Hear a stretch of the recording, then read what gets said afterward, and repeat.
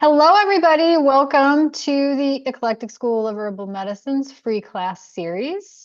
So what we do with this series is we alternate between like fun classes that teach an actionable skill and Q&As with our favorite herbalists around the world. And so we're pretty excited. Thomas and I are really excited today to have Bob Linde of Traditions School of Herbal Studies here with us to chat about poop, and it's going to be pretty great.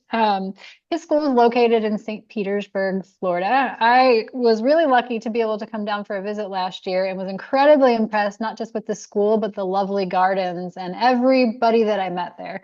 Bob, would you introduce yourself for everyone before we get started? And Sure. Bob, you know that you've got to include the good stuff. We don't have enough You- time. An hour's not long enough. Feel free to share whatever you'd like to share.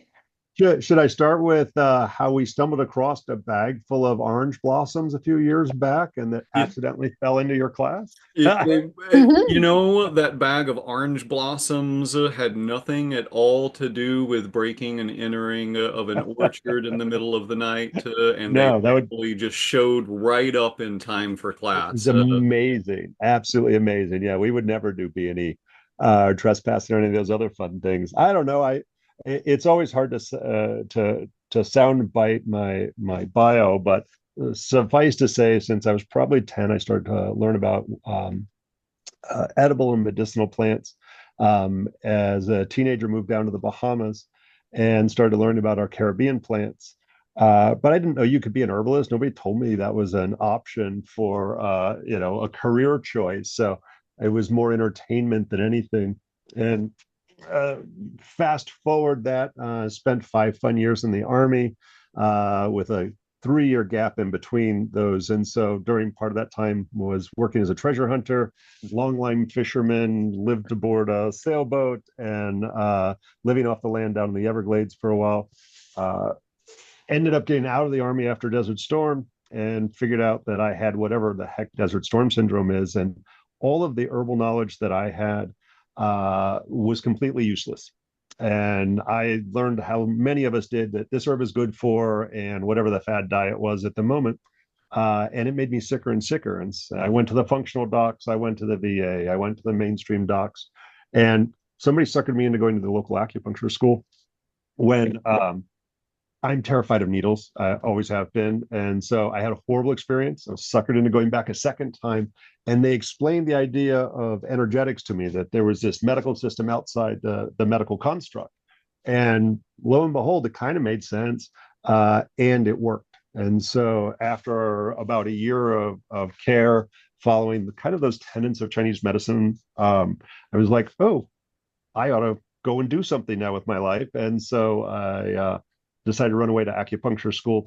But the fun part of it was the intersection of nutraceuticals, those vitamins and minerals, Western herbs, and our local bioregional herbs here in the tropics, and trying to bring that concept under some of the conciseness that is Chinese medicine. So I dabble back and forth, and I still see patients 3 days a week and supervise acupuncture interns, Western herbal interns, and Chinese herbal interns 3 nights a week, and teach on the weekends somehow, and still play in the garden occasionally and play out on a river.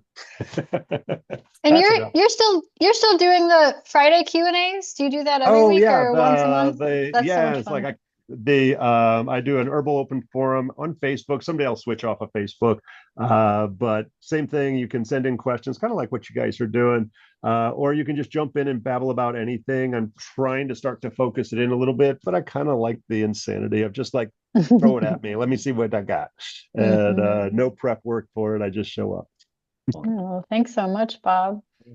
So, folks, so what we're going to do now is Thomas is going to start with a question. The three of us will, chat and ask each other questions for a little while. And please feel free to share any questions that come up or any questions you brought in the chat. And we will periodically be peeking at the chat and choosing questions. We might not get to all your questions, but we will do our all three of us really like to talk. And so we'll do our That's a very best problem. to get through as many as possible.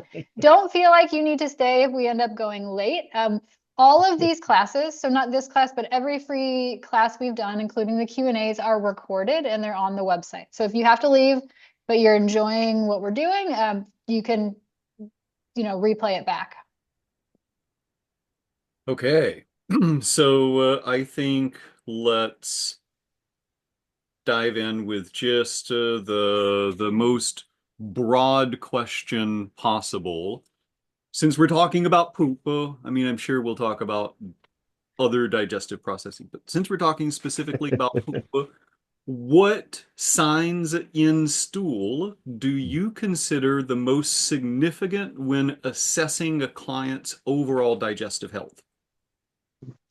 No, there's definitely some classics, but I get very concerned and start recommending ERs when there is unexplained black tarry stools, which is a change, but ruling out things like Pepto-Bismol or iron supplements, and even beets will sometimes come out a dark red. Um, One of the biggest is unexplained constipation that's not resolving from the usual care, where you have fever associated with it. That's a bring your toothbrush, you're checking it out to the ER, or rebound tenderness. And I know we don't do a lot of palpation as herbalists, but if you're like, wow, I haven't pooped in a week, and you go press in and let go, and they go ow and punch you, you just got to go to the ER. Um, those are the biggies. Usually, if we're seeing enough diarrhea that there's dehydration is at risk, where I start getting racing heart rate and things like that, I become very concerned. Um, Fever's the big one. If I see fever with poop, you probably need an IV and some antibiotics. Yeah, not pooping for 7 days without that being your normal course, I'd probably send somebody to the ER. I don't have a set day. It's more about how much pain are you in right now? Mm-hmm. I love that in our very first question that could have went a bajillion different directions, the immediate focus was on safety and red flags. Mel and I talk about this all the time, but like when we interact with other professional herbalists, almost always early in the conversation, everybody wants to talk about safety and red flags because it's such like an essential part of being a practitioner, is being a safe one and knowing like fever and no bowel movements, rebound tenderness. Like these are things that are I think of as modern patterns we signify that are emergencies. If we take a step back from modern patterns, in TCM, is there like a tiered system of severity or imbalance? Like, how do you start to differentiate in TCM between mild problems and more severe problems? Wow, that's actually a rough one. It's funny, and I'll say that Chinese medicine believes they can cure everything, which is a problem. And like, yes, given enough time, but you also lose a few patients in the process. And so when we start to see what's called damp heat toxins, and so it's not necessarily a set of symptoms, but it would be the crimson tongue that's really thick, dried phlegm. Again, a lack of constipation or a lack of bowel movement for a period of time. Burning, smelly, explosive diarrhea that would start to cross over into food poisoning kind of issues. And we have formulas for those things, herbal formulas for those. But what I always say, it's Chinese medicine is starting to medicalize. In China, they already have medicalized their system and moved further away from their energetic protocols. And I'm not a fan of that. I think the power of Chinese medicine is the specificity and depth of understanding from an energetic standpoint. It doesn't mean, but I like keeping my Western brain. And so they tend to now go towards the same things we just rattled off about here's the big risk factors. Um, but yeah, usually it's smelly, bloody, pussy, explosive, burning poop is that damp heat toxin. And when they add the word toxin in, that's usually some sort of an active infection. Okay. Damp. So damp heat is a general state. Damp heat toxin signifies that external pathogen.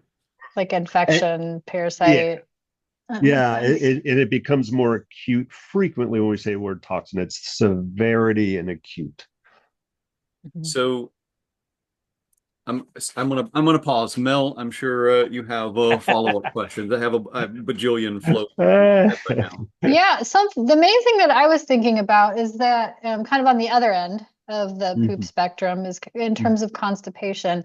Thomas and I talked to the students, we're using the, traditional Western, an adaptation, of course, of this kind of system of what Thomas is kind of calling qualities that Mhm. mixes the tissue states and some other things. So Sure. we're thinking about constipation. We talked to the students about okay, someone is constipated, but of course, why? What's the root cause Mhm. of their constipation? And we really look at, I mean, of course, there's always structural issues. If someone has damage to their pelvic floor or actual damage, that's something a little bit different, but we're seeing constipation from dryness. We're seeing constipation from laxity.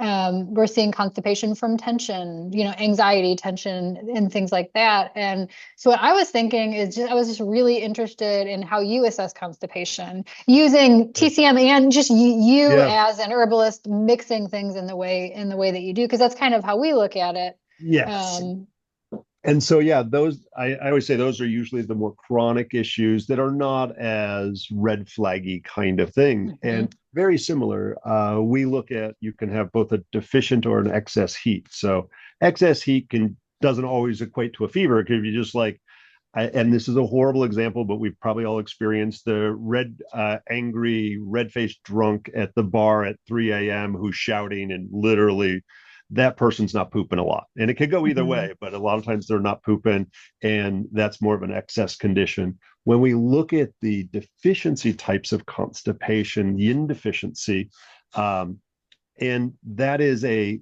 have a loose translation of the lack of cooling, moistening, nourishing fluids. And so we're going to, mhm, instead of the more purgative kinds of things, cool, moisten, and nourish those tissues. We'd see the red tongue with no coat and cracks all through it and things like mhm, that. Blood deficiency is the other one that so many people forget about is blood, we say, is a yin product, but it is about moistening those tissues. And so we see a mhm, lot of constipation, that dryness, deficient dry that mhm, comes with anemia. And that literally just moistening seeds and nuts are enough to mhm. gently move that poop along. Obviously, fixing the blood is the mainstay. Um, and I think, Thomas, I think I heard you, or maybe Mel, you said it. The idea that when we start to see a laxity causing uh, the constipation, we see that tends to be in the elderly more often. And Mhm, so that's actually a qi or yang deficiency where there's not enough motive force to push the poop out. So mhm, they're having they're straining, having a bowel movement, maybe once a day, but more likely every other, every third day, but it's coming out loose with undigested food. And so that would be mhm. more of our qi and yang deficiency that I think would equate to that a little bit. That's all the That, constipations I can think of. yeah, that makes sense. It makes me think, oh, I just lost it. What was I gonna Yeah. say? Gerg. Oh, about nope.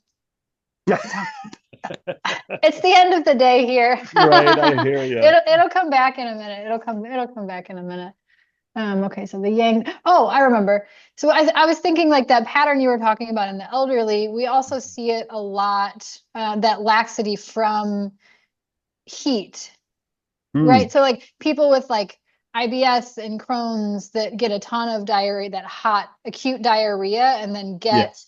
this constipation, rebound constipation, that it isn't necessarily actually about the stool being too dry, but it's about the Hmm. tissues basically being Yeah. exhausted or like Yeah.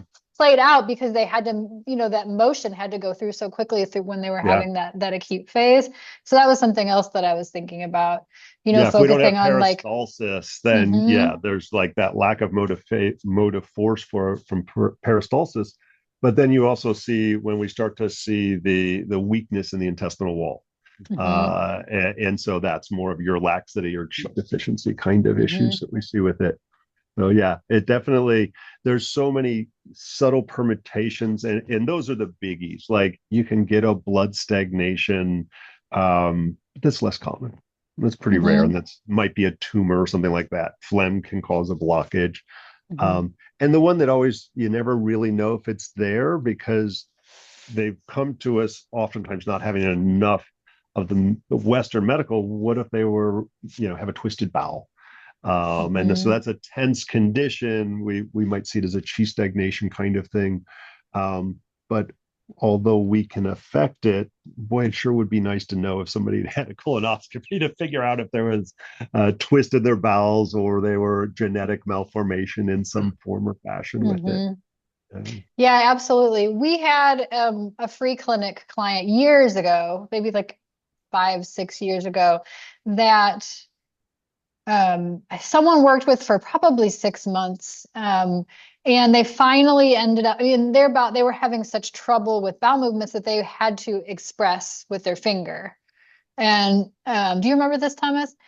They And it turned that they went and got some scans and a barium swallow, and it turned out that there was a malformation, and there was nothing that I mean, herbs I'm sure helped mhm. somewhat. They helped with the symptoms, and then kind of Yeah, that experience of what was going on. But they needed surgery. I don't know if yeah, they got surgery or not, but basically surgery was suggested at yeah. least to fix the I, problem. So it's clear. It's like we as herbalists can do as much as we can, but it's just as important to know that those red flags and when someone needs to be, assessed. well, mhm, mhm. herbs might be able to relax a tense segment, even a segment that's got a little twist in it, but like the intestines can literally tie themselves in knots, and there's not an Mhm. herb Yeah, that's going to that's unknot true. your intestines. Yeah. And, and not to go dark, but I I've learned a lot of hard lessons from, like, holy crap, I would have never thought of that. And my mother is a fine example. She had, like, hey Bob, I always say don't treat families. So she'd be like, hey, I've got some constipation. What should I do? I was like, drink some water, take some magnesium. And 2 days later, she's like, it's really a problem. I was like, go see Hillary, who's the acupuncturist who was working for me. And she did a little nothing. I was like, wow, you should go see your doctor. It's like, okay, I got in and he gave her Miralax or whatever. And she called me up about 3 days later and said the same thing. And it was literally, I bothered to ask a few more questions, like, what did they do? What did they say? And she was like, yeah, they didn't really know. They said basically the same thing, drink some water. And I was like, any other symptoms? I was like, do you feel like you're getting a fever? And she goes, well, now that you say that, I do. I was like, just a low grade fever. And so I was like, you go into the ER, bring your toothbrush, and she ended up having ovarian cancer that had eaten through the intestinal wall and blocked. And there's no way to ascertain that. And, unfortunately, Yeah. it was what killed her. But I was like, I promise I tell every student now knows that story because Hmm. that's something we can't predict that. I couldn't have palpated and guessed. And like that's where Western medicine really rocks is like, all right, we tried the usual stuff, we did our energetics, but there comes a time where if we continue to try, our ego is starting to play a role instead of what's the best care of the client. And I think that's so Absolutely. important that we recognize, like, there's lots of things I think I can do, I got the right formula, but I'm not going to give anybody mercury this week. That's a really common. So we use some weird stuff in Chinese medicine. We expand the concept of an herb a lot of times, and so we're Okay. putting rocks and things in there. Yeah. Well, Hmm. So since you went Mercury, let's just let's roll with that. Okay, so right, in our Western herbal traditions for I don't know, 1500 plus years, right. humoralism Mm-hmm. placed a really big focus on laxatives, cathartics, and purgatives. And Mm-hmm. the idea was if you can expel the fluids, then you can balance the humors. And eventually they found that if you rubbed enough mercury on people and you fumigated people with mercury, not only Right. would they vomit and have diarrhea, but they would also sweat and have a lot of salivation. And so it was like the ultimate purgative. Yeah. Now we call it a cleanse. And what I and that persisted, I would argue, somewhat through Thomsonian medicine and even physiomedicalism. You know, you look Yeah, at Cook, and he might have preached gentle approaches, but he was giving hardcore laxatives to folks. yeah. I For mean, mercury. Kellogg, not an Hmm. herbalist, but Right. he made the purge and puke famous right along with Yeah. Thomas. And there was also the joy of turducken then, Hmm. so they probably could have used it. So, what role, if any, did laxatives and purgatives play in traditional Chinese medicine? It's funny. I personally am not a fan of purging. Hmm. And so I find that I'm always a person who tends, for better or worse, I tend to take a very subtle approach. I'm kind of fanatical about diagnostics, and you'll talk to a lot of Chinese herbalists, and they're like, "Oh, whatever the bottle dosage is on that pill formula, you got to triple it."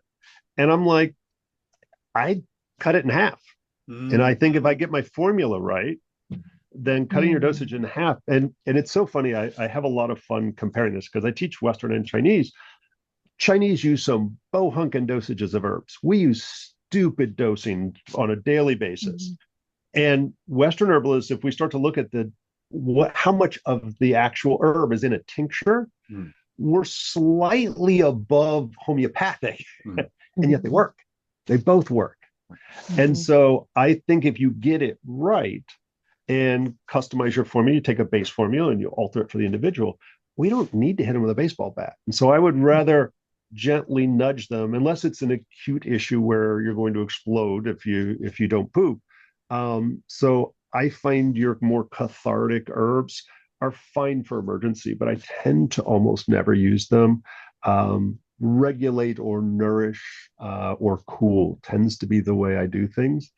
But I also, the Chinese, for any of manufacturers on the larger scale, somebody needs to start making Western 5-to-1 granules because it's so much better to combine those, not 1-to-5, i.e., tinctures, but where you're concentrating it. And that's what I tend to use the most of is the granules, like instant coffee dissolved in water. But I do things like I'll throw some beets and beet powder and magnesium in my formula. Like, why not? Mm. There's no rules. I love that. and, Absolutely. yeah, and it I tastes better tend to that way be too. I tend to be more like you as well. I use laxatives only when absolutely necessary. And I think the only purging that I'm very, like saunas and things like that are, I guess, technically purging of the skin, but also it's like there's documented health benefits and you're not making someone miserable. Right. Generally, some people really hate the heat, but you know what I mean? Things like that. I mean, there are, just those cases that laxatives are needed. Mhm. Um, And Yeah, there's a and role. I also wonder, a lot of in our 19th century Western tradition, they pulled back on giving laxatives as solo remedies, but they started including them in smaller amounts in Mm, alterative formulas. And yeah. I have long wondered, like, so most of the laxatives in Western herbalism are anthraquinone glycoside based. Hmm. Your Senna, your Cascara sagrada, even your aloe leaf, and the anthraquinone glycosides are structurally like just right next to the naphthaquinones, like black walnut, like henna, and Interesting. Yeah. I can't help but wonder if there's not some antimicrobial actions in Mm, laxatives, even at low doses, that might help with kind of the common American deficiency dysbiosis. hmm. Like I haven't had 30 or more grams of fiber a day since ever in my life, and Right. my microbiome is all like pissed and out of balance. Yeah. It's funny. I so often the people who tend to gravitate towards herbs have learned most of their herbalism from TikTok. Hmm. And so I find so many Preach it. people so many people have done every parasite cleanse under the sun and damaged their microbiome and their intestine. And every time, once a week, somebody's like, "So should I do a parasite cleanse?" I was like, please don't. You have no pulse. And Mhm. they're literally that there's no life left in them. And so Mhm. I think there is a role, but I am so careful and selective when it comes to those kinds of things. And how much it, and there's a term in Chinese medicine, food stagnation, where we've had too much turducken.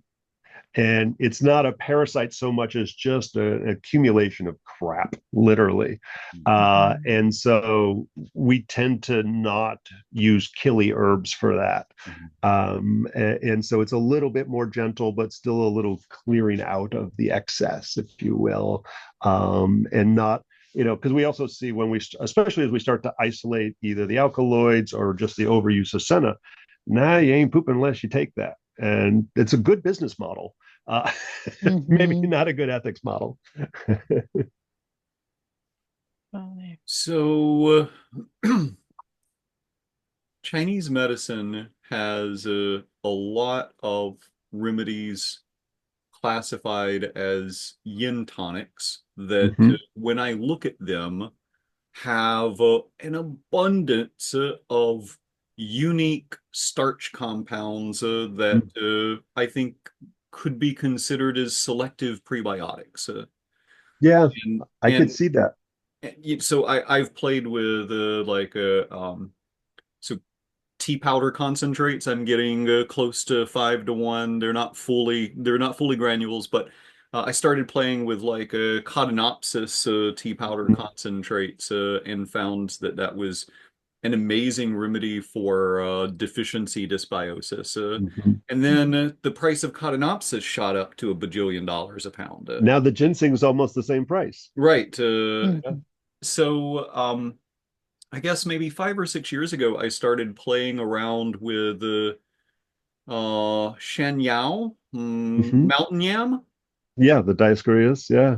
and a tea powder concentrate of that is very similar in effect, in my opinion, to Codonopsis. How Good. much how much do yin tonics play in your role for chronic digestive issues? It's funny. It's definitely you treat what you see, and I agree. Like most of our yin tonics are very starchy. Um, Mhm. and we use the term that they're hard on the digestive energy on the spleen chi, and so we talk about them as either they're heavy or greasy. And I'm sorry, I'm cheating because I'm looking at the chat here. We see that with things like somebody asked a question about SIBO, and Mhm. so with SIBO, we a lot of times we see a lot of phlegm, we see a lot of dampness, but sometimes we'll actually see this dry, barren desert where it'll actually be very dry and cracked in the center. Sometimes some constipation, sometimes diarrhea. And with a lot of the approaches to SIBO, we don't start with probiotics. They actually are aggravating, as are the Mhm. prebiotics, because we had all the wrong junk that's growing there in the upper part of the digestive tract. And so I'm careful, like, sure, if you're like constipated, night sweats, hot flashes, all, of course, I'm going to give you, one of our six flavor Romani or something like that. But I also look just kind of like the same way that we should be breaking it down and looking at the parts. And if we're looking at insoluble fibers as that prebiotic, even though it has this moistening, cooling properties to it, if you got all the wrong stuff, then we're nourishing the bad stuff. And so I'm the reason for the follow up. It's like, oh, you've got yin deficiency. Here's your six flavor Romania. And they're like, man, my hot flashes and night sweat stuff, but I've been bloating and diarrhea. I was like, oh, you got something else going on that I missed. Mhm. And so that those things like the Shanyao, the Dioscorias and the Romanias and things like that can be a little too aggressive sometimes to start with. Mhm. Yeah. Yeah, we often Tom, years ago we focused, like the school kind of focused a little bit more on um killing type herbs, and not even Mm-hmm. necessarily super strong ones, but we had like GIABX and Mm-hmm. and and herbs like that in SIBO. So it was like, Right. okay, we were also building digestive vitality, but a key component, were these herbs like papaya seed, and what else was in that? I haven't used it in so many years. Barberry, black walnut, Hmm. andrographis neem, like the Like, super Mean bitter stuff. antimicrobials. yeah, Yeah. Yeah. strong, like strong. Yeah. And then kind of we've shifted a lot to, unless it's something, a more severe case, to, we like absolutely, like, I don't, use those starchy things in SIBO to start with, because, we see that kind of that same pattern of, bloating and sometimes diarrhea, and just the people are uncomfortable. But the goal, like in SIBO, or, suspected that, like, that type of upper kind of dysbiosis, focusing on building digestive vitality, with bitters, and building up our migrating motor complexes with things like ginger or coffee. And so that's kind of, and Thomas probably has more nuance to share with that, but that's kind of what we do, and like what we teach the students, and it seems to work. And then coming in as the symptoms subside with those prebiotics and with those polyphenols, and you bring them in. And then if there's some gut damage, of course, those like calendula, a tea is based with like calendula and licorice, and things that are going to soothe it. Not always, is there a damage that warrants that, but often we see, some damage that is needed to be healed on top of that. Yeah, and I'll cheat a little bit. I've seen more SIBO since COVID. Oh my God. Than I knew about it. I took a class, I read up, but I'm like, I'd see one case a year. And now it's 1 in 5 and 1 in 10. And so one of the things that, and it kind of goes up to the question up there, that what I found is it's rooted in low stomach acid. And that's the stress. And whether you're pro or anti or whatever, those couple of years were really stressful. Absolutely.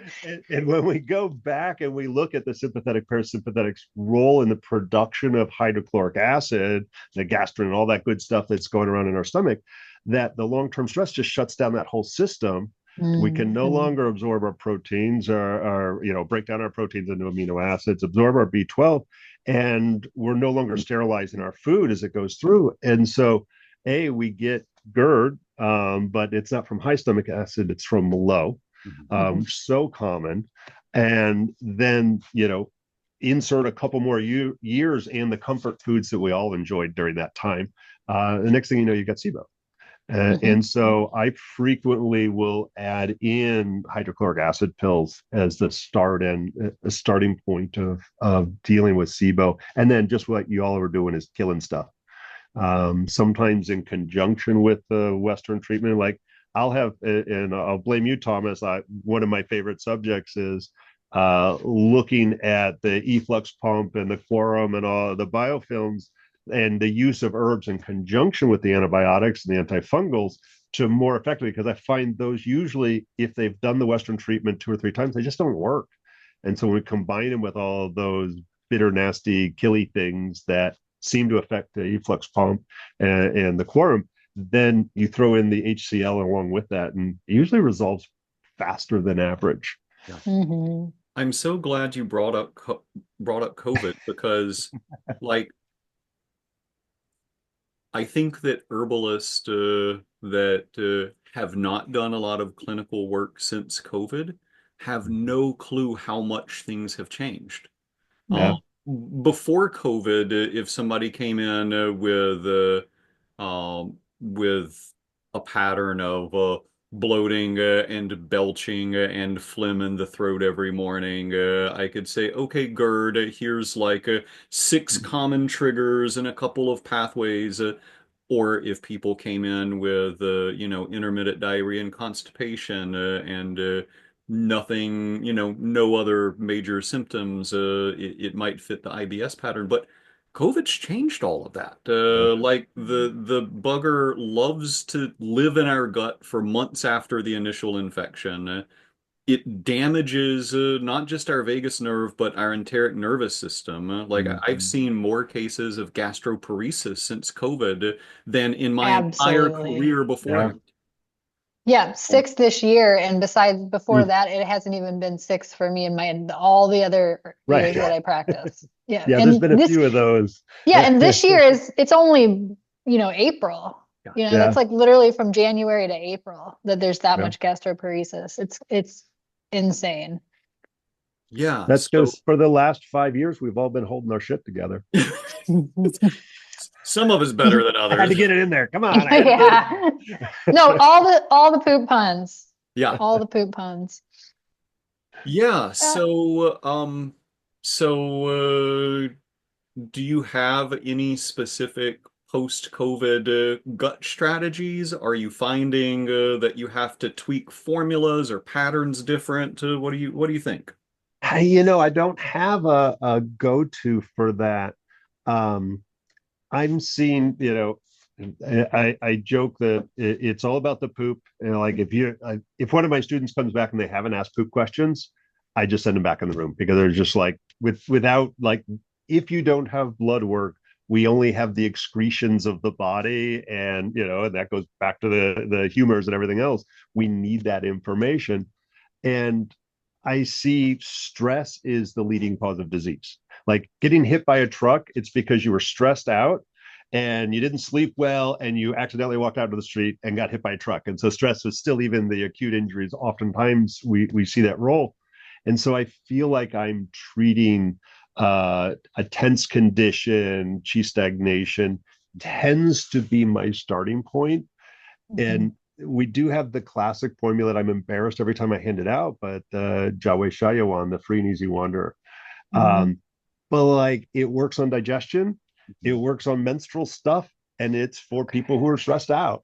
And I'm like, mhm, it is so rare for me not to get benefit from handing that formula out. It's kind of mhm, embarrassing. I literally feel like a slacker every time it's like, oh, you just need an Xanax, and yet you can still operate heavy machinery. It doesn't affect sleep, and mhm, generally safe with all of our medications. So, um, that's frequently my go-to for everything. We're all dysregulated. Yeah. mhm. I have used more wood betony, Stachy's botanica, Mm, for gut stress issues since the pandemic than my entire career combined. yeah, Mm. That's that, and to a lesser extent, Tulsi, holy basil, have yeah. just been like buckets and buckets and buckets full. Mhm. It's funny. We have the Florida betony down here, the rattlesnake root, the Stachys Yep. floridata, Mhm. and it has so many similar properties to it. Mhm. But we tend to like with the wood betony, we're using the leaf, and so because we've got an edible tuber that's like as long as my hand Mhm. and has that insoluble fiber aspect. Mhm. Depending on what I'm seeing from a nervous system dysfunction, I'll choose. This is our season for the rattlesnake root, the Florida betony. So we're pickling it a lot, or just having Mm. people. It, I love mixing my metaphors. I have somebody who was just like ungrounded. She had Tourette's and I don't know, 57 other things that by the time Sunday rolled around in class, she was twitching out of control. She was like, I don't think I can drive back. But she had a 3 hour drive. And I was like, go out, dig up some the betony root and eat it. And so that idea of grounding by putting your hands into the soil to pull that out, plus the eating of the betony, I thought Mm. had value. And so kind of like creating action with that. And like she came back in 5 minutes later going, I'm good, and drove home with Yeah, no problems. Yeah. that's Amazing. lovely. Yeah. Yeah. Yeah. I've been using, oh, good. No, I was just going to say, I'm in South Alabama, and we have the Florida betony here, Oh, and do you really? yeah, Huh. and I've Mm. not played with it a lot, so I need your pickling recipe. Yeah, just that. Just I actually am late. I am the laziest herbalist in the world because I would just eat all the pickles out of a pickle jar, Hmm. throw in whatever I want, dump a little bit more vinegar in there, and walk away. Mhm. Awesome. So no need to do like a complex lacto ferment, just vinegar. Oh God, no. Excellent. Well, You can Yeah. do that if you want. speaking of vinegar, I seem to remember TCM having a different take on the like sour tart acidic taste and the effects of that as compared to Western herbalism. What's up with that, Bob? Yeah, it's funny. The Chinese say some stuff to make it fit into their system, but then they practice something completely different. Every So, system has that in some right, way, yeah, I he's like, that think. doesn't really fit. So we're just going to kind of, Yeah. mix our metaphors a little bit. So sour we Mhm. associate with the liver. and holds things in and astringe and all of that, and like, yay. But from a Western, we look at bitters, and having that is our digestive bitters being stimulating of the bile and all that other good stuff. And so what you'll find is every herb that kind of crosses over we say bitter is for the heart. And so every heart herb that is also a liver herb, you'll find always the flavor sour put in there, even though there's no sour flavor. So we totally cheat. We're just like, it enters the liver and the heart because it's bitter as hell. And, like motherwort or something like that. Is that kind of the metaphor you're? Yeah, I'm trying to think of a great example for that. Dandelions, they actually say is, no, actually, that's in a totally different category. But I can't even think of a good example right now, because all your artemisias are they're clearly bitter and enter the liver, and the Chinese even say that because we use a bunch of different artemisias, and they just throw in sour because they can. Even though I wouldn't say there's any sour flavor in those at all. And I'm trying to think of some of the heart herbs that cross over. Danzuye, I can't even think what the common name is for that, but is one that definitely yeah. It's a miniature bamboo leaf thing that enters the heart, but as crosses over. It's funny, and this one I know you have in Alabama, the Lepidium virginicus, poor man's peppergrass, Right, Chinese right. herb. Okay. So it's a Chinese herb, Tinglitze. And so we use that for sticky cough with constipation. It's like, got to keep it on task here, dang it. And good one, yeah. Right. And so clearly it's a wild mustard. You bite into it. I compare it to wasabi. It's because it's got a little sweetness to the seeds in particular, but then it ramps up. You're getting a little, warming action, and then it stops before it gets too hot. The Chinese say it's cold. There's no cold with that whatsoever. But what it is because it frees the stool, it must be cold because only cold things cause the poop to move. So they're not going on the flavor, but the action.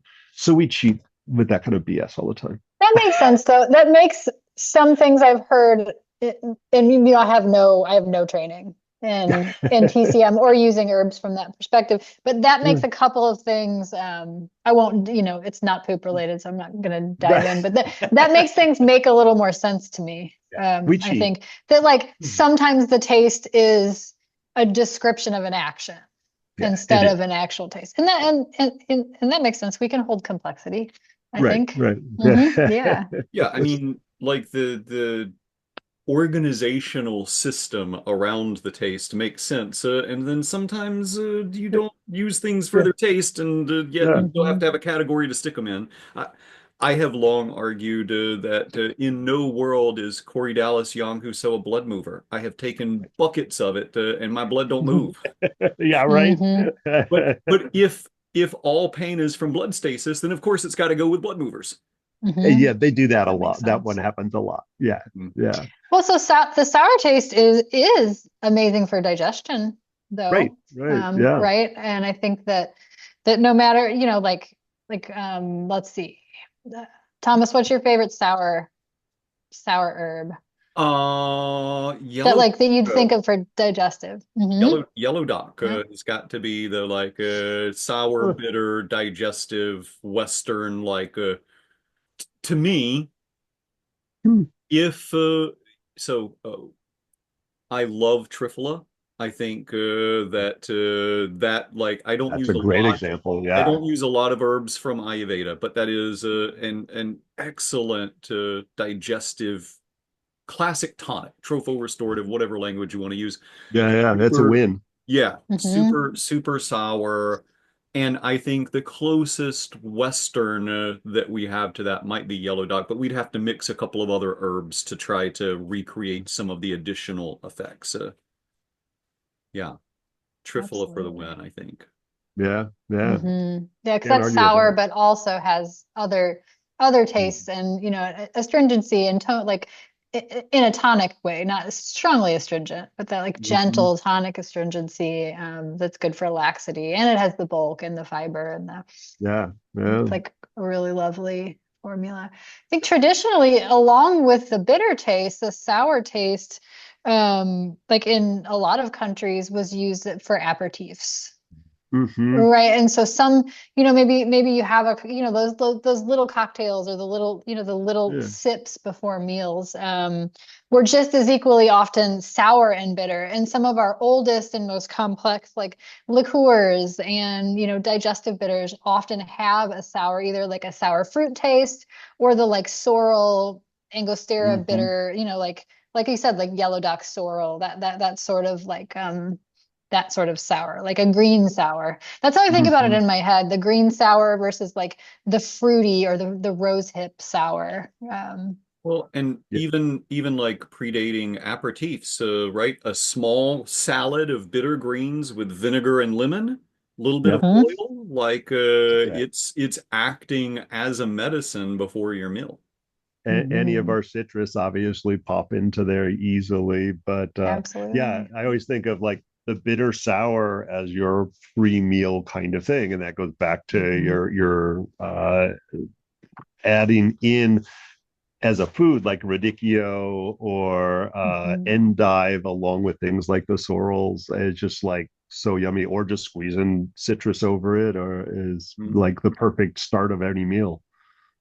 I had in St. Louis in a just random, like how amazing restaurants are. You just find one in a random strip mall. And to this Indian restaurant, and I had a curry called Gangura curry. I'm not sure if that's how you pronounce it, but it was a curry, a sorrel curry. So it was this green, it Ooh. was spicy. So you don't eat it unless you're like ready to be spiced Yeah. out. But it was stewed and blended. Like instead of Mm. having like a curry base, it was like all these spices and herbs fried in sorrel leaf blended with a fat. I don't know if it was ghee or like what, Mm. what sort of, or coconut, whatever oil they were using. And it was phenomenal. And my friend that couldn't stand it was taking it a bite, couldn't stand it. She had it for 4 days and she was taking bites before meals because she Oh, how said that it fun. made her go to the bathroom after every single meal. I mean, it's the blood moving along with that sour Right, flavor. right. And I think I don't see a lot of like modern Western herbalists using sour in a super conscious way. Like we talk about things Mhm. that are sour and that they're nice and that they're cool. Like you hear the most, the fruits are cooling. We talk about Right. that, but using the sour taste clinically in a really focused way, I just don't see that a lot. Which is kind of a shame, I think, because it's so fantastic. Like you said, sour bitter together. Yeah. Um, It's always and it's funny in the islands we see the sour shows up in cooking like mhm. in everything, and whether it's the hibiscus sorrel, um well, the tamarind, I was like, I know it's in my Oh. brain somewhere. Tamarind is like that sweet and sour, Mhm. is the foundation for so many meals. And there's a few other oddball sours that would always show up in your ceviches, things like that. That were all just Mhm. Southern classics and tropical classics. Um, Mhm. and a lot of that culture has moved away from that too, Mhm. and has all the modern digestive issues that everybody has. So it's interesting how much like nobody cooks with tamarind anymore outside of a Mhm. fruity sugar drink. Uh, Absolutely. it should be a soup base. Mhm. Thomas, is poke salé considered sour? Like Um, the young poke, I'm just thinking of Southern traditions. I'm from Missouri and I didn't learn anything about, I mean, there is like old Ozark herbalism there, but I left like 20 years ago, so I don't have that. But I know that Thomas like yeah. developed his practice, right? And that's what I Mm, was thinking was Yeah. maybe like poke is a I little so sour, the so young poke. once you cook poke in a few changings, you're getting like green minerally and not much sour. Hmm. The big sour remedy when when you're talking north of the orange groves and the common citrus, but still in the like blazing heat of the deep south, Hmm. the primary sour was sumac berries. Oh Oh and yeah, yeah. that makes sense. and we'd make sumac berry sun tea, and it's remarkably and deeply cooling. Um, I think that it's a little less acidic and irritating than some of the Mhm. citrus, and so I consider sumac to be a little bit more gentle and appropriate for folks that are like so hot their tissues are actually irritated, and acidity might cause that to not feel great. Uh, Yeah, like in like stress incontinence and urinary issues mm, and things like that where things are all hot and dry and yeah. irritated Or and like for like yeah. stress diarrhea, Hmm. sumac and peach together. Hmm. You get the moistening of the peach The and peach. two different Yeah. types of sour cooling. Do Oh, you have a favorite Florida sour, Bob? It's funny, we've got a lot of sumac down here, and we've Hmm. got it's not sheep sorrel that's the classic, but we do have a Florida sorrel. Um, Hmm. it's nice. The sorrel, like excuse me, the sumac. I tend to use. I mean, the fruit's super yummy, like you said. Just make it a lemonade kind of thing out of it is amazing. But if I need something to really tighten up the tissues quickly, the leaves are so effective, and it's a weed everywhere around here. Hmm. Um, and I tend to use the hibiscus, but the Jamaican one, although we have another one here as well that's more local, is a more because it's in the mallow family. It's that moistening aspect plus the sour that's helping the tissues. And what I was thinking of, because we have, I think, 3 or 4 different types of blueberries down here. And whenever I tell the longer version, it was like I started like up in Maine, where Camp Nurse, it was a summer camp, and they were like, "Ooh, look, wild blueberries, wild strawberries," and I remember how sour they were. Where now, if we go to the store and we buy a blueberry, it's the size of a golf ball, and it's sweet. And if we eat the leaves of that, or like those tiny, like here our blueberries are like this big, they're super tiny. And they're so sour, and the leaves have, when we just think of the anti-inflammatory aspects, but I think so much more about this very subtle helping of tightening up the tissues. I think that's when I sneak in more and more often. Hmm. love I that. think a lot about, I learned like my early herbal training was in the Pacific Northwest, and I lived on a lot of farms and in the woods. And it was like, of course, like blackberry, Mhm. right? Blackberry can, if you have, in the Pacific Northwest, if you have like, it can do so many things between the leaves Mhm. and the root and the fruit, and even the fruit at different stages, like pickling it green versus eating it when it's fresh, where it's mildly sour. And then it also has, yeah, so that's the kind of the one that I think about from like my early herbal Mhm. training. Yeah. We've got an interesting question that I'm sure we will all have things to say about. Alicia's asking if we can talk about herbal enemas and colonics. Do you have any, do you do that? Do you suggest that for, I meant, do you suggest that for anyone, and for any particular Very reasons? rarely. Mhm. And I find they tend to be overdone, and I find in time they cause harm. When we look at fasting and colonics and things like that, they tended to be part of a seasonal change or part of a religious ceremony rather than. And I have so many people who are like, "Oh yeah, I do it every day," and it was like, that's a problem. Like you should poop Absolutely. without doing that. And so I think if people do it periodically with a simplification of your diet, whether that's a khichdi or a kanji or fasting with water, and you choose to do an enema, like, cool, not my jam. Um, I occasionally have people who are doing enemas as part of a cancer regimen. I've never recommended it, but I was like, I'd rather give you herbs instead of coffee. Mhm. Personally, I like coffee. I prefer it from this end of the big long tube rather than the other end of the big long tube. Both give me stimulants, I'm sure, but it definitely tastes better in the top end of the tube. And so I feel like it's overdone. And if it's going to be part of a health regimen, those should be herbs that are being put into that and not other products. Mm-hmm.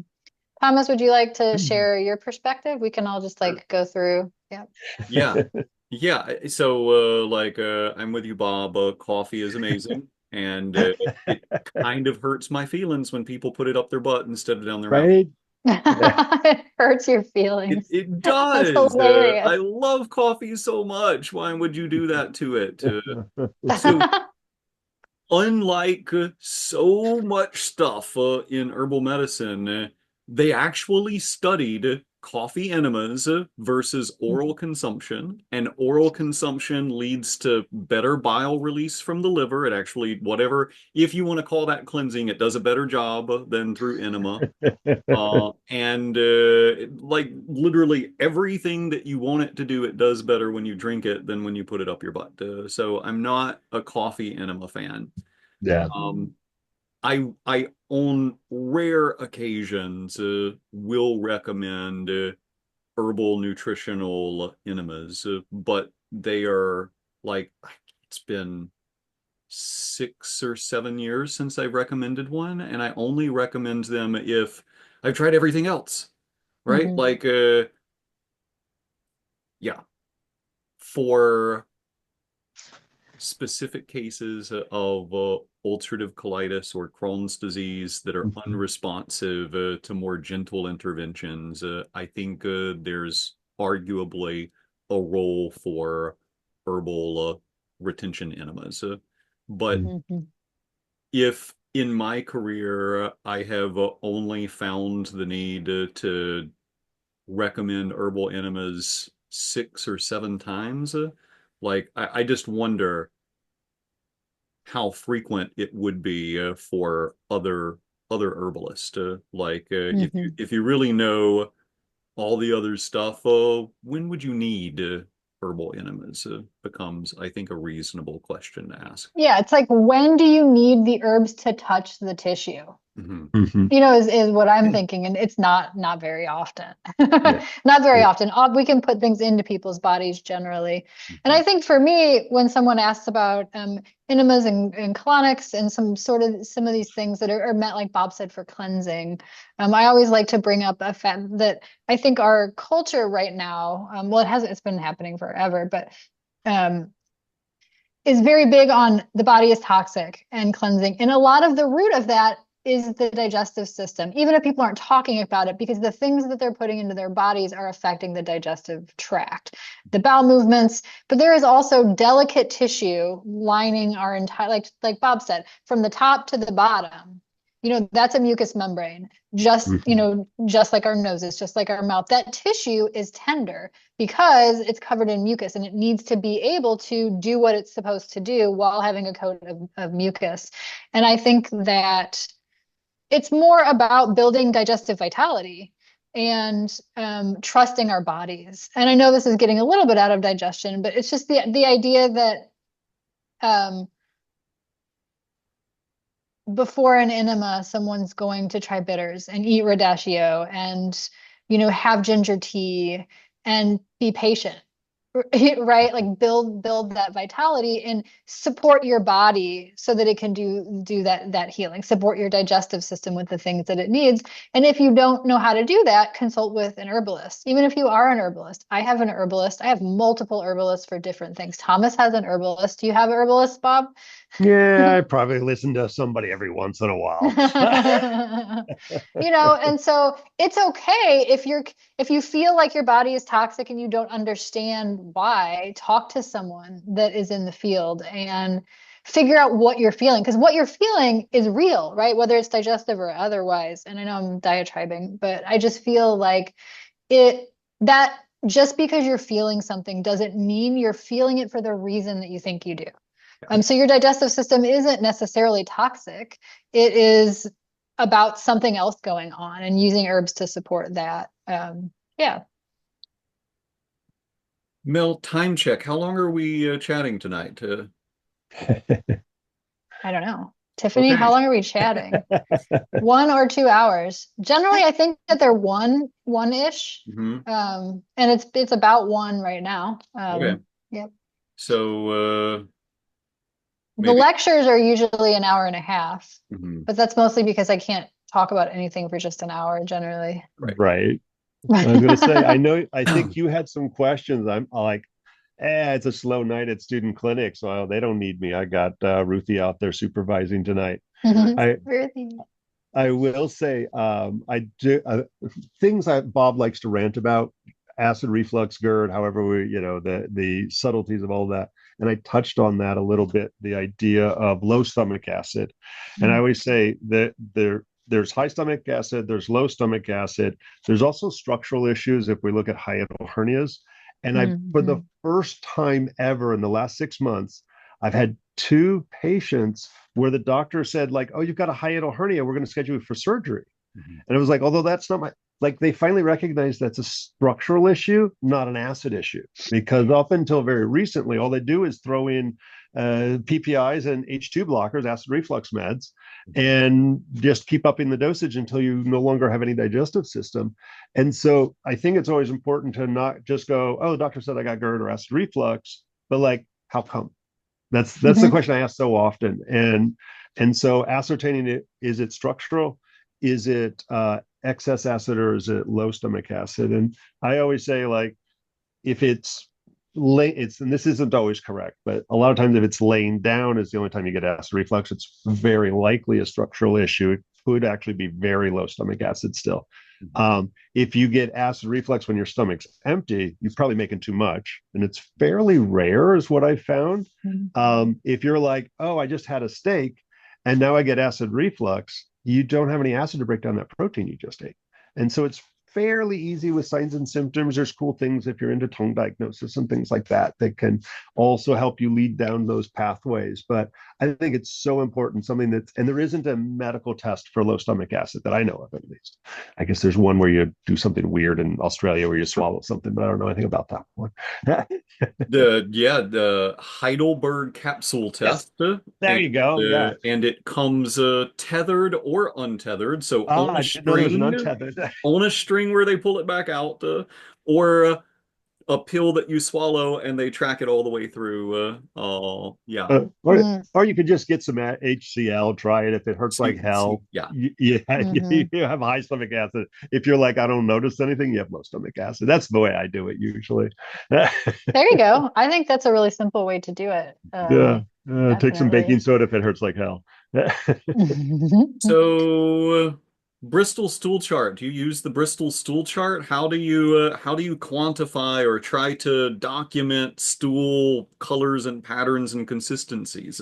Yes. So I like the Bristol chart because you can sit there and show it to a client and say, "Where are you on this chart?" The worst question I ever get is like, "Tell me about your poop," and they go, "Normal." It's like, lies. There is no such thing. So, like, having the Bristol poop chart is really helpful. Um, it's funny, just like, oh, I haven't looked at my slides in a while, and I was like listening to some MD talking about the Bristol poop chart, and they were like, oh yeah, pretty much any of these can be normal, and I was like, I disagree. Absolutely. As we start to see either the rabbit pellets or the clumping rabbit pellets, to me, from a Chinese perspective, that is qi stagnation. That's a tense condition. And so I tend to say, like, that's not necessarily constipation, although I guess it technically is if we're looking at purely a medical one. And then obviously, if we're getting the watery stools at the other end of the chart, um, those, I always like, but those can be excess or deficient still. And so ascertaining and what else. And so consistency is so important. And I think the longer we do this, we come up like soft serve ice cream, perfect bananas. I also, it's like people need that they're afraid to use it. I always say, one of my students who's brilliant, just memorized everything, super smart. And his first intake, he goes in. I used to go in and like sit in there and I freak everybody out. So I stopped doing that. But he was like, asked every question just right on task. And I always say, save the poop questions to the end, because like people, you need to build some rapport and get the comfort level. And this was like a 40-year-old, and this guy was 30, and he goes, how's your number two?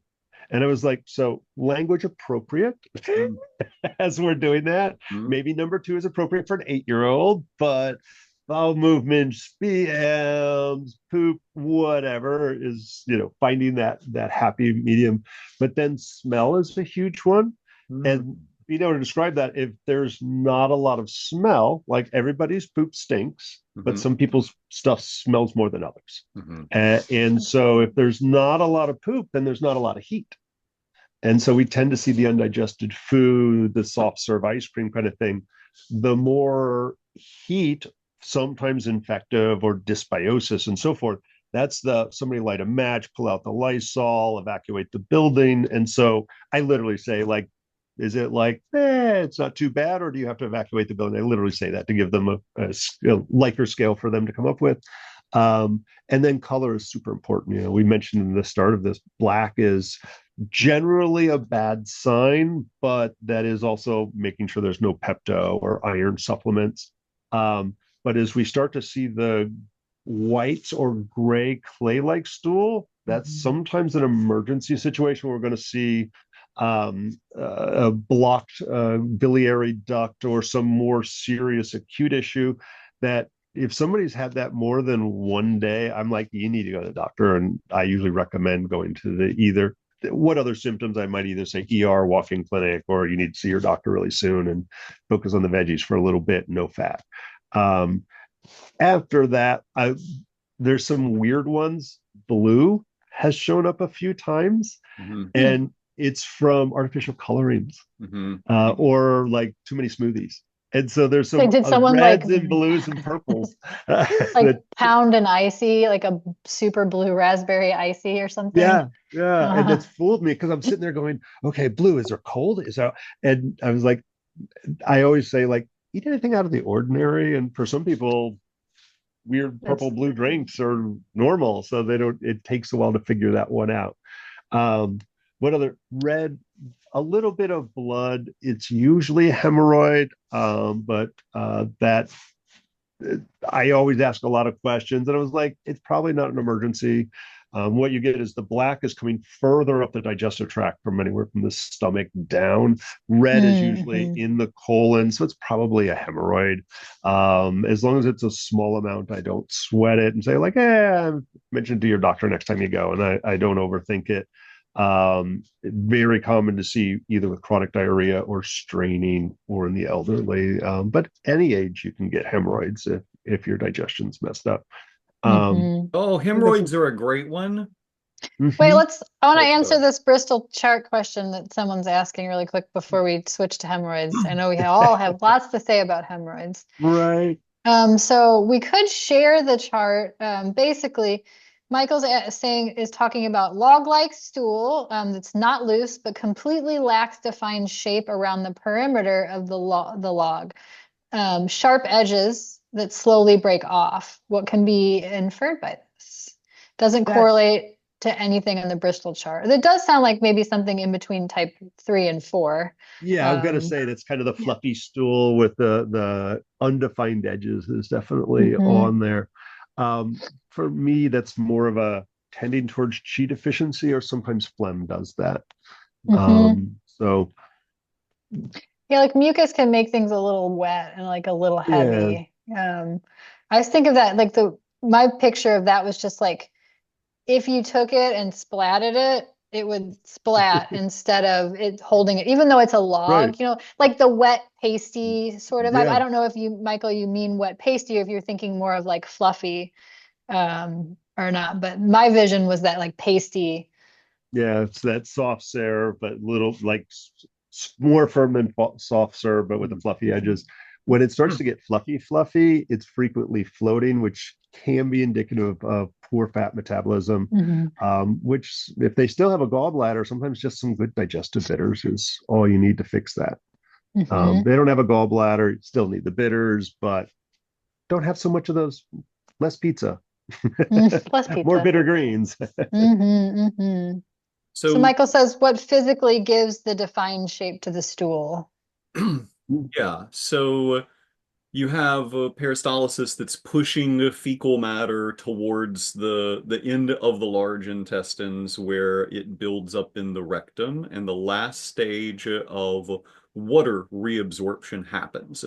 And so the time that it stays in the last part of the large intestines, the speed at which more stuff is moving in, the rate at which water is being absorbed, the last bit from that, all give rise to the shape of stool.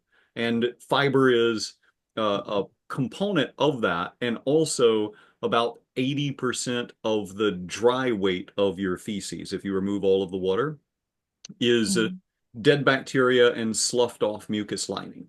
And so Mhm. that's why, like, even if you don't eat any fiber, you'll still poop. Turns out NASA was very interested in that back in the 60s because they didn't want to have to create toilets in space. And so they ran experiments of zero fiber diets and just Oh, processed funny. space food to try to get astronauts to not poop. And it didn't work because it turns out that even if you don't eat any fiber, you're still going to accumulate feces and have to. Or even if you're not eating, so if someone, occasionally there are reasons why people should fast for a few days medically. We did that more back in the day, but I think that if you fast for 3 days, you're still going to have a bowel movement every day. Because it'll be smaller. They do But like taper off with longer term Mhm. fast, and it might only be every second or third day if you're doing Mhm. longer term. But even then, yeah, yeah, I think we also all poop. they all poop.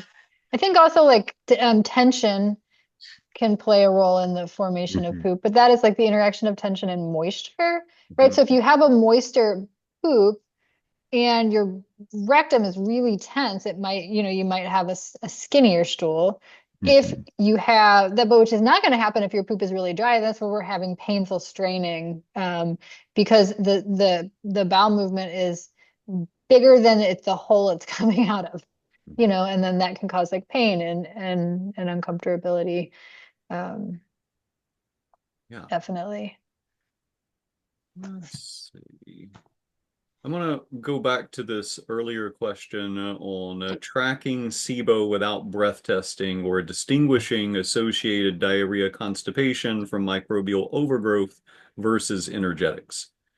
Yeehaw. So I think that's a juicy one, right?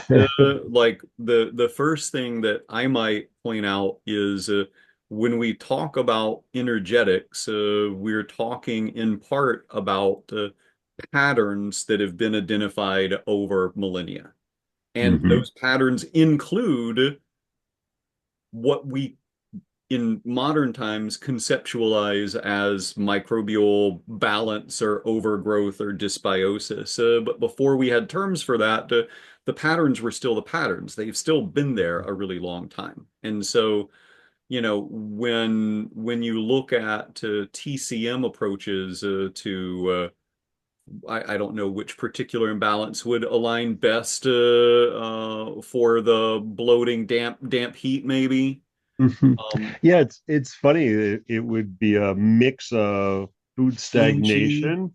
Hmm. Yeah, spleen chi, food stagnation, because you can have hot or cold.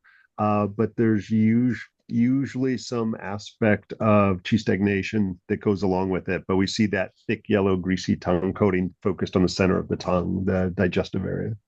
Yeah, Yeah. so that pattern Hmm. comes with a clear set or direction for interventions. It comes with what to look for, how to change and modify, what the next progression might look like. It's a complete system outside of our current conceptualization of SIBO and dysbiosis. And so I think that looking at those traditional patterns and ignoring the modern interpretations is sometimes a helpful strategy. Uh, from a technical standpoint, I might say that the differential is, in my opinion, without testing, largely predicated upon timing. So Mm. if you eat something starchy and 2 minutes later you're bloating, that's not indicative of SIBO because you've not had time to get those starches Mhm. through the stomach into the small intestines where the SIBO actually lives. Yep. And so we might True be that. looking at a different pattern that could cause bloating in that instance. But when you see post milk or post starch bloating, you know, 45 minutes to an hour after eating that then resolves over the next couple of hours. It's like a Food, slow ramp up and a slow ramp down in terms of the bloating. yeah, Yeah, totally. yeah. Then I might think about SIBO if I saw a similar pattern, but with dominant features of nausea. I might think about small intestinal fungal overgrowth instead of bacterial overgrowth. And once again, none of that precludes using a traditional systems pattern-based approach and ignoring all of the modern stuff. Mhm. It's funny especially when it comes to SIBO, I'll sit there and go like, I'm pretty sure it's SIBO, and I'll certainly give herbs that I feel are appropriate. But I always go, it's like, why don't you go drink the sugar water and do the test? Only because the process of getting rid of SIBO is horrendous. Mm, It's like that's a really abusive 6 months of both food modification and some nasty tasting herbs. And I wouldn't want to put anybody through that if it wasn't 100% necessary. And so that's literally the big reason I actually recommend people do the testing for it. But if they're like, yeah, I'm not doing it, or mm, it's hard to find a doctor who it's becoming more common, but for 5 years, it was hard to find a doctor who even knew what SIBO was and or would run the test. And it drove me nuts. yeah, You can now go on Amazon and buy a kit though and right. test it yourself. Yeah.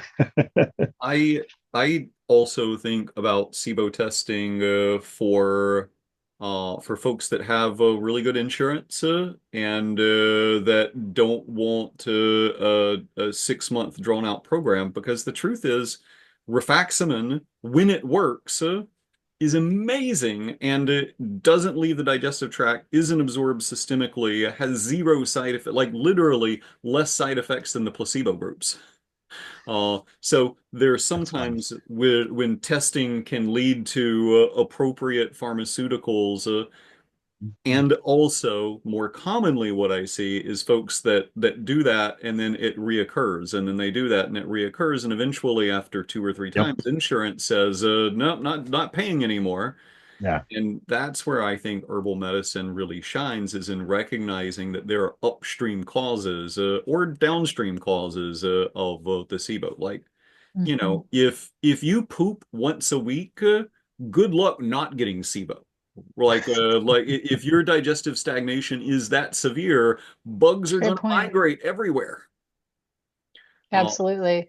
That's kind of my indicator. It's like if, and that's what I tell clients, like no matter if you, especially people that don't have money, it kind of depends on resources. Like for me, like what the client's resource, and of course, like all of us.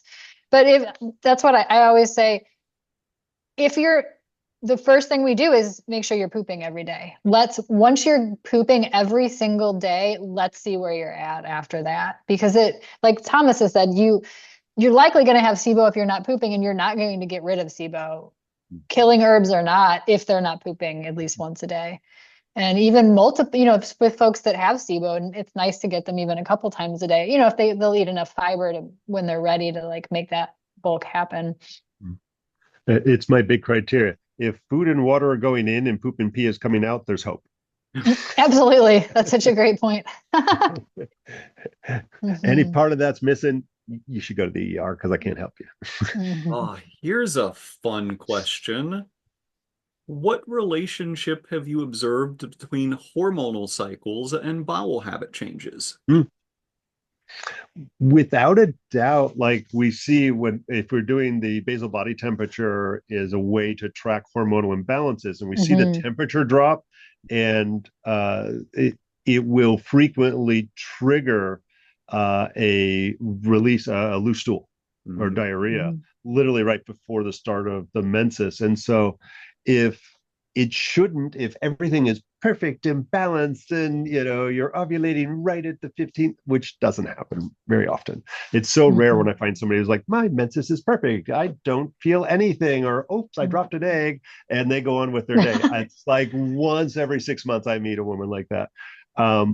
But those temperature fluctuations we will see a change then in bowel consistency, and that I always equate it back to a temperature that we can then put back on to energetics, so either warming or cooling. With that, that's probably the biggest thing I've seen with hormones in that. I see the diarrhea less frequently, but the more like women that are older, most of my clients, my in-person clients the past year have been like perimenopausal age to menopausal age. And so I think that the dryness, people that probably in their 20s had that diarrhea, but now it's the splat poops that I was talking about earlier that are like pasty and heavy and wet, but not diarrhea, just kind of splats. But I absolutely see that with that dip in temperature. And is the approach there gut focused, hormone focused, both focused? Are there twofers or threefers, like herbs that do multiple things? Boy, don't you hate the answer? It depends. I love that answer, actually. I piss people off all the time with that. So yes. So it's if we see and I'll go to Chinese on this. If there's when we say anemia, I've come up with my own little thing. All anemia is blood deficiency, but not all blood deficiency is anemia. Love it. And so we break blood deficiency down to both liver and heart, and we tend to we'll put menstrual heavier like menses, menstrual irregularities with the liver, and we put things like anxiety, insomnia, heart palpitations in more with the heart. And if you talk to most Chinese practitioners, they're like, oh, you've got menstrual stuff, it's the liver. Kind of. But when we start to look at the more theory part of it, which too many people skip over, the liver holds the blood, and if about 3 days prior to the start of bleeding, it releases the blood to the heart. The heart releases it. It forms with the tiangui and makes the heavenly blood, whatever. But the reality is we see a lot of symptoms that will show up 3 days prior, and those can include both constipation or diarrhea related to heart blood deficiency, that their sleep gets dysregulated and so forth. But if it's more depression oriented, we tend to associate it with the liver. And so why are you anemic? Very likely goes back to either their dietary habits or their ability to digest things. So a long roundabout way to get there. I think for that pattern, something that works for me or works for a lot of clients. I mean, of course, we need to look at the hormones in the overall picture, but if we're looking at supporting that digestion, it's the things that are pelvic, unless there's true serious heat signs, I'm thinking about ocotillo and dong quai and some blood moving, but not hot and spicy necessarily, especially if that's going to affect blood flow in a negative way. It might be helpful for some people, but that kind of combo, making sure things are moistened, but also using herbs that are not just warming and stimulating, but that are actually have been known to be stimulating. The same things that you might use as a part of a formula for menstrual cramps or, pelvic stagnation in general seem to help with the bowel movement part specifically. And potentially the hormones, if you're using a formula I don't know much about TCM, but I've had so many women come to me on Free and Easy Wanderer that need some balancing out, but that it's worked so well that I actually do. It's one of the TCM formulas that I will actually use, especially for people that are busy or I get 20 somethings that are just bouncing around, because as long as they're moist enough, I find it's actually pretty amazing. Impressively amazing, because it does that, it supports the liver and supports pelvic blood flow, and it helps with that mood dip. Yeah. So I would say in that way, it also would be helping with the digestion during that time period. Yeah. Yeah. Yeah, it's that formula is so unique because it regulates the chi for those tense conditions, but also tonifies chi and blood. And Hmm. so it's like, and you can, if you're customizing it, you can change the emphasis of it with just a little subtle changes or throwing in something simple like motherwort or Yeah, whatever. I don't, I just use the pre-done and then add in. Hmm. We'll do like supplemental tea or, the tincture or Yeah. something. Yeah. That's actually really smart doing it that way. Yeah. Hmm. Yeah, it's always a trick. I love mixing that. I like mixing Western energetic and medical diagnosis with my Chinese, but I love putting the herbs together as well because there's so much power in both that it's like sometimes I was like, I don't, it's nothing quite as good as this herb in Western. And it's like, I want to get Hmm. it in there. So that's actually a nice idea of like, here's the tincture to go along with the pill or Hmm. something. Yeah. Hmm. Michael has a question. When you have clients that take Sina Cascara Sagrada and similar for too long to the point of strong dependence, how do you relieve that dependence? What expectations to paint for this dependence resolving over X period of time? So, I think first, there is a classic article that I'll drop a link in. I don't Mhm. have the full text link, but at least the PubMed link from the early 2000s called Myths and Misconceptions About Chronic Constipation. And it's from the American Journal of Gastroenterology. And in it, they go through a lot of common thoughts about constipation and what might be myths and what we have evidence on. And I think our best evidence is that true laxative dependency is a rarity.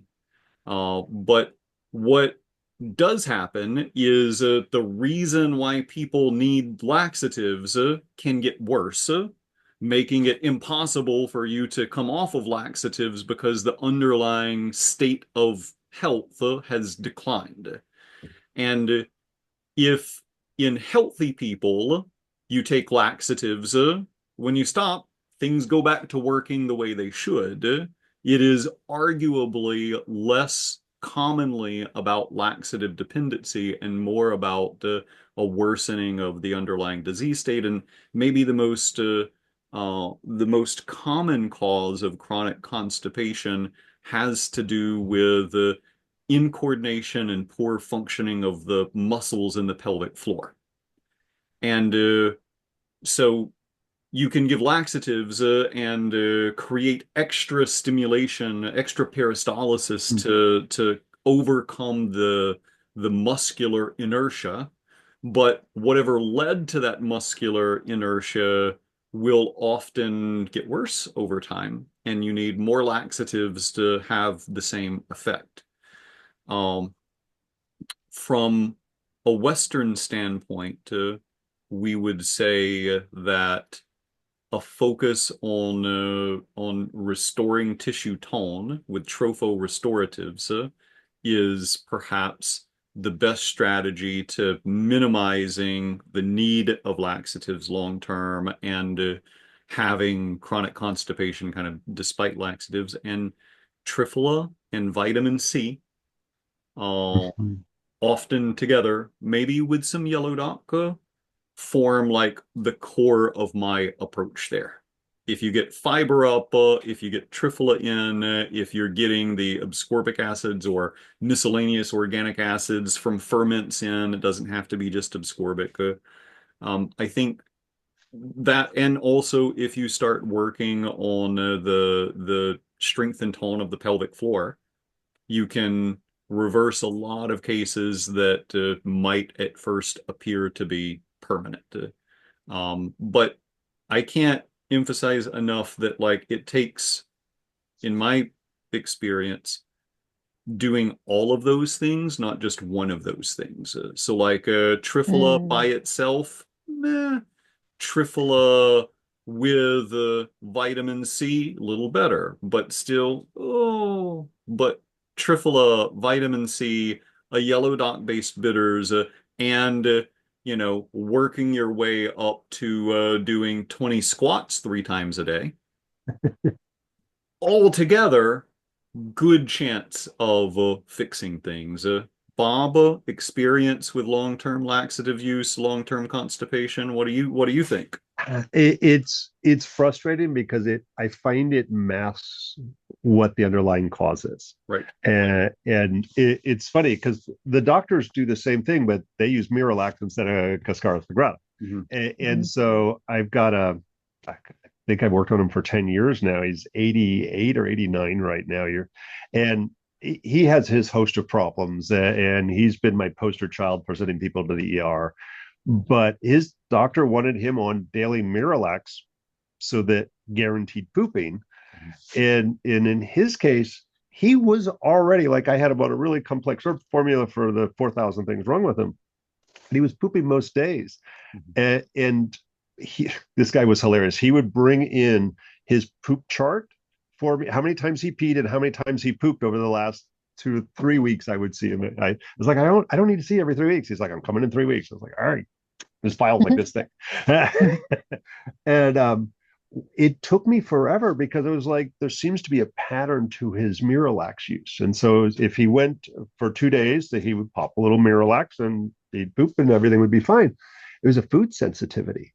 Took me the longest time because he's 88, he's a single guy. His wife passed away years ago. And so he was getting, I forget whatever brand of the meals that he would pick up. And like literally it says oven never been used. And I was like, I don't know that brand. So he's like, I'll bring him in. So he bought the same thing every week. And half of them were fairly good, consistent, meats, vegetables, and no artificial anything. The times he wasn't pooping, there was artificial preservatives in it. And I was like, we need to get away from these. Mm-hmm. And now it's like maybe once or twice a month he uses the Miralax. So wow. I find that there is always an underlying pattern. Unless they were born with some structural thing, they've had segments of their bowels removed, then yeah, maybe we need to use those long term, but I hate them. I steer people away from as much as humanly possible. Or Miralax once a month, who cares? Mm-hmm. But we can still use that as what's going on that once a month that's triggering that. Is that your pizza night? Would you tell them the process of reversing laxative dependency is typically closer to a few months, a year, or two?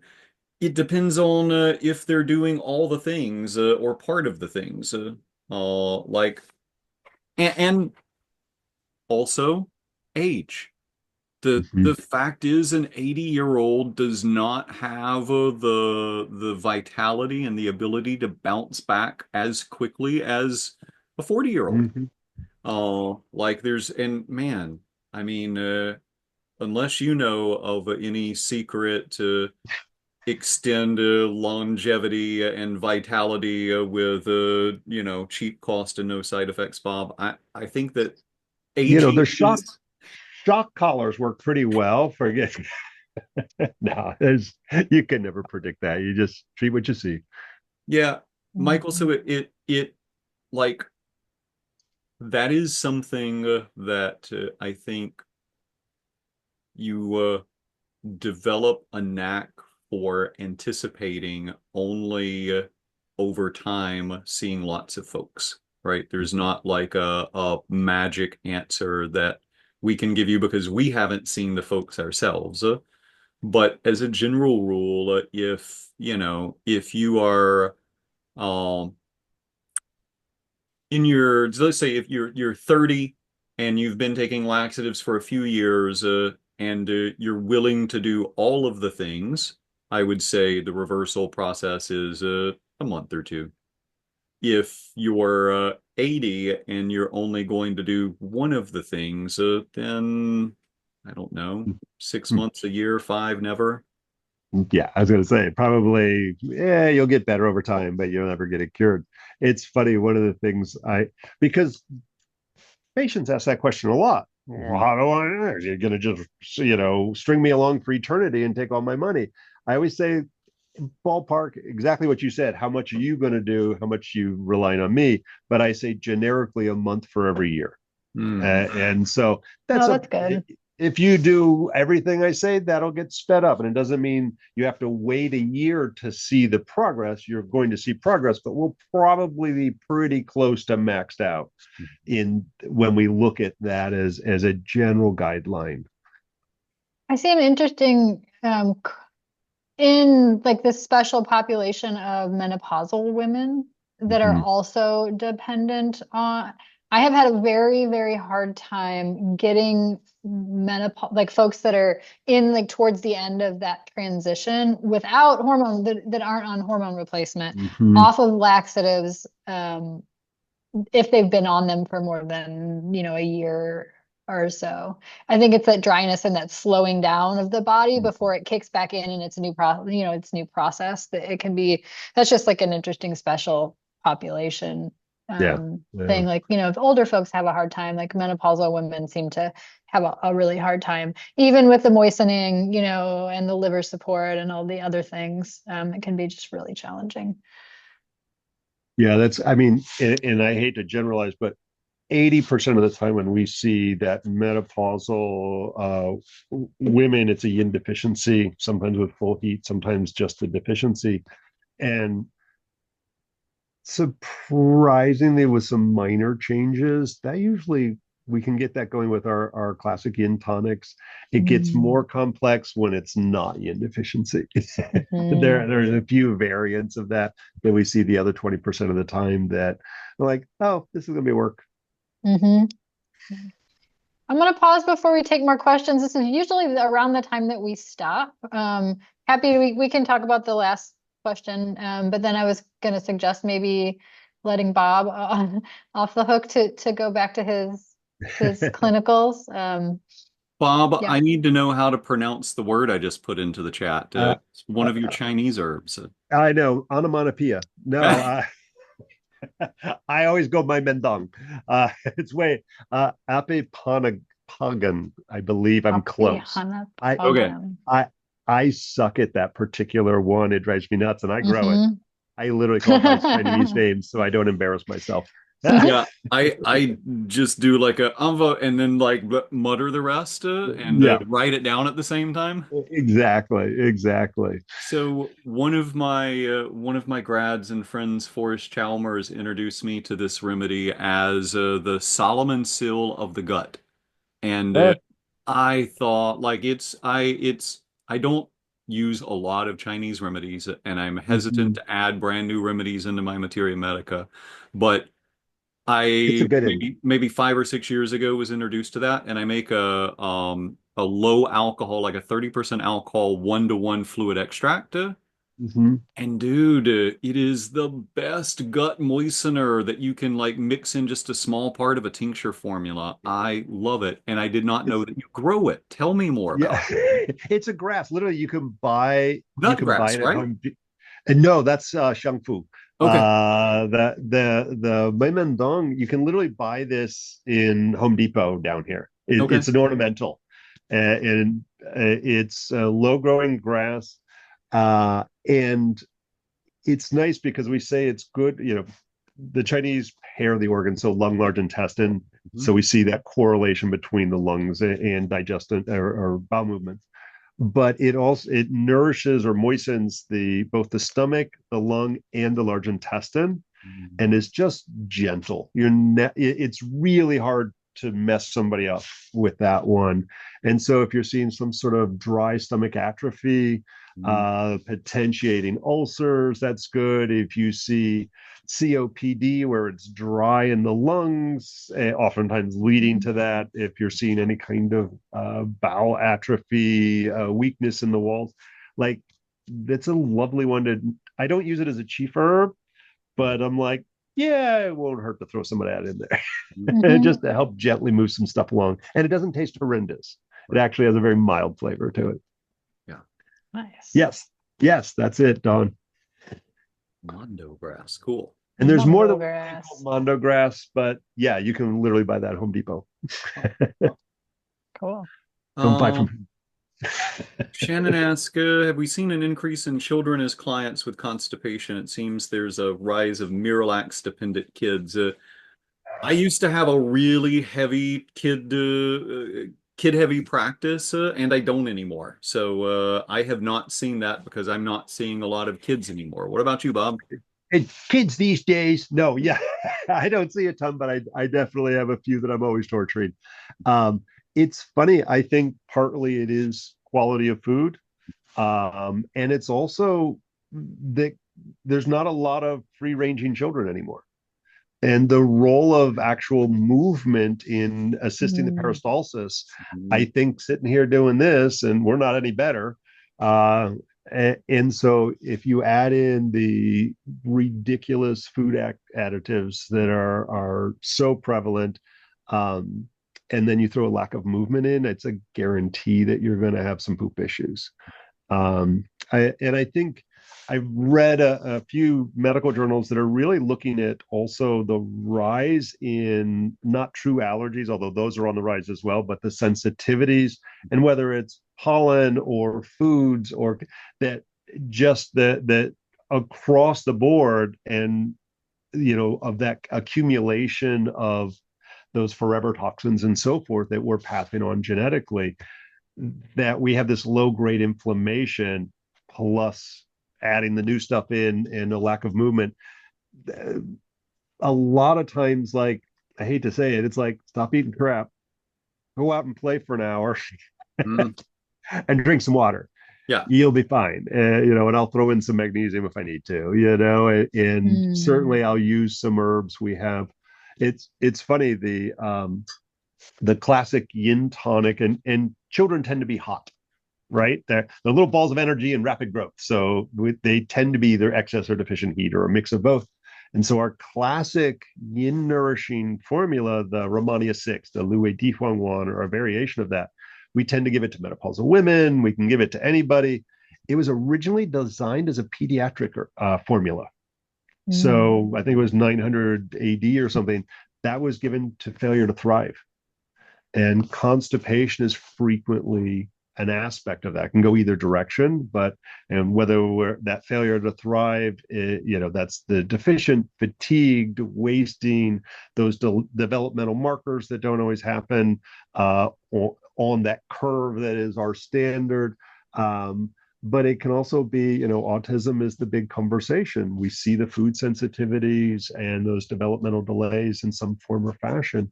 I frequently will use that, or if it's food sensitivities, I'll throw some burdock and nettles at them and call it a day. And it's pretty simple. But lifestyle and diet is such a driver for that for kids, and unless there is another reason, and then I tend to go Chinesey.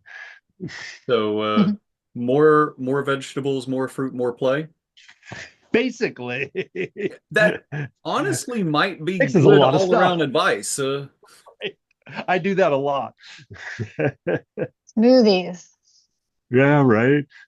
Yeah, I it's don't see Florida's kids. hot. Yeah. Yeah, there you go. I don't see kids clinically under 12 or 14 or Hmm. so, but the teenagers, it's really just like dump fiber and vegetables and things into a Yeah. smoothie. As long as you also put sugar in it, they're good to go. And I would rather, like we don't want to binge on sugar, but sugar is not inherently toxic. And they're 16-year-old boys going to burn that off in no time. Like you said, they're hot. Their metabolism's like in high gear. It really is. Really Yeah. is. Well, Bob and Um, Mel, this has been lovely. And also, mhm. my dogs are going to go crazy if I don't take their walk. Yep. Sounds good. Well, thank you so much for coming, Bob. I hope we can do this again. If you ever want to talk about Absolutely. EDS and connective tissue disorder, it's my current rant. So maybe we'll find another day we can do that. Absolutely. That would be lovely. I know another herbalist that specializes in that. Maybe we can like tag team Ooh, a ooh, I would love it multi-herbal because I'm panel. That'd still be great. learning. But yeah, I definitely Hmm. have some cool approaches and things to say. I think I could fill an hour with them. Yeah. Well, folks that are hearing us talk about another one, we don't have one on the books, but we will be scheduling more. Yeah. So you can get on our waiting list or just like peek back, or not waiting list. My brain's Mailing. mush. Sorry, guys. Mailing list, and we will send out links when we're having free classes, which And we'll they're make sure all. and we'll make sure there's a link to Bob's free class series in our next newsletter too. Woo, I Yep, appreciate it. Always a definitely. pleasure. I will Yes, see you thank all you so sometime much. soon. Okay. Bye-bye. Thanks, everyone. Thanks, everybody. Bye.